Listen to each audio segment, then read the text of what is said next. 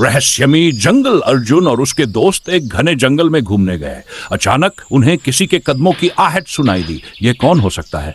निखिल ने डरते हुए पूछा। अचानक झाड़ियों से एक परछाई निकली। रोहन ने टॉर्च जलाई तो सामने एक बूढ़ा आदमी खड़ा था।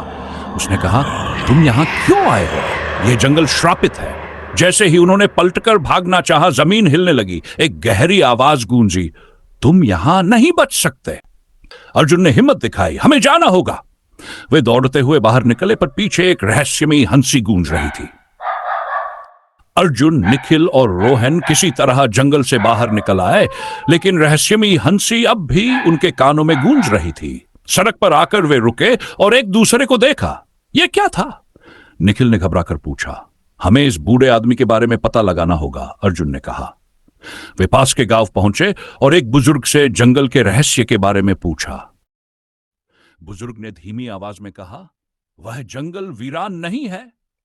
वहां एक आत्मा भटकती है जो हर अजनबी को चेतावनी देती है, पर जो नहीं मानते वे कभी वापस नहीं आते। उनके रोंगटे खड़े हो गए। क्या वे सच में किसी श्रापित आत्मा से बचकर आए थे, या यह सिर्फ एक शुरुआत थी? अर्जुन, निखिल और रोहन के मन में जंगल का रहस्य गहराता जा रहा था। वे सामना करने का निश्चय कर चुके थे। आधी रात को टॉर्च की मध्यम रोशनी में वे एक बार फिर उसी शापित स्थान पर पहुंचे जहां बूढ़ा आदमी पहली बार मिला था। चारों ओर घना अंधकार फैला था। जंगल अस्वाभाविक रूप से शांत था। न कोई पक्षी चहक रहा था, न पत्तों की सरसराहट सुनाई दे रही थी। अचानक ठंडी हवा का झोंका आया और वही डरावनी हंसी गूंज उठी, जिसे उनकी रीढ़ में सिहरन दौड़ गई। झाड़ियों के पीछे से एक लंबा काला साया निकला। उसकी रक्तवर्ण आंखें अंधेरे को चीरती हुई जल रही थी। निखिल भय से कांप उठा। रोहन के हाथों से टॉर्च गिर गई। तुम वापस क्यों आए? साया गुर्राया। उसकी आवाज गहरे कुएं से आती गूंज जैसी थी। अर्जुन ने अपनी हिम्मत बांधी और कांपती आवाज में कहा, हम सच जानना चाहते हैं। साया एक पल के लिए शांत रहा, फिर उसकी हंसी गूंज उठी, ठंडी, विकृत और भयावह। जो सच जानता है वह यहां फंस जाता है। अचानक जमीन कांपने लगी। पेड़ अस्वाभाविक रूप से झुकने लगे। धुएं की रहस्यमयी लहरें चारों ओर फैलने लगीं।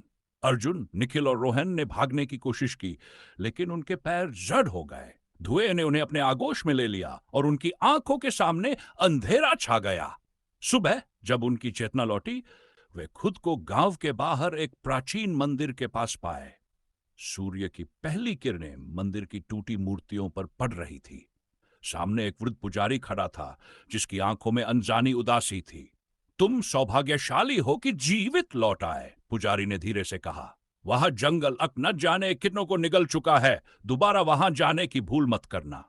अर्जुन, निखिल और रोहन ने एक दूसरे की ओर देखा। उनके मन में असंख्य प्रश्न थे, लेकिन उत्तर कोई नहीं। वे चुपचाप गांव की ओर लौट गए। मन में एक ही विचार गूंजता रहा, क्या वे वास्तव में किसी श्राप से बच निकले थे, या यह सिर्फ एक शुरुआत थी? क्योंकि दूर जंगल में वह रहस्यमयी हंसी अब भी गूंज रही थी। अगर आप पार्ट 2 देखना चाहते हैं तो इस वीडियो पर कमेंट करें। आपका धन्यवाद। अगर आपको वीडियो पसंद आया हो तो कृपया लाइक करें, शेयर करें और हमारे चैनल को सब्सक्राइब करें।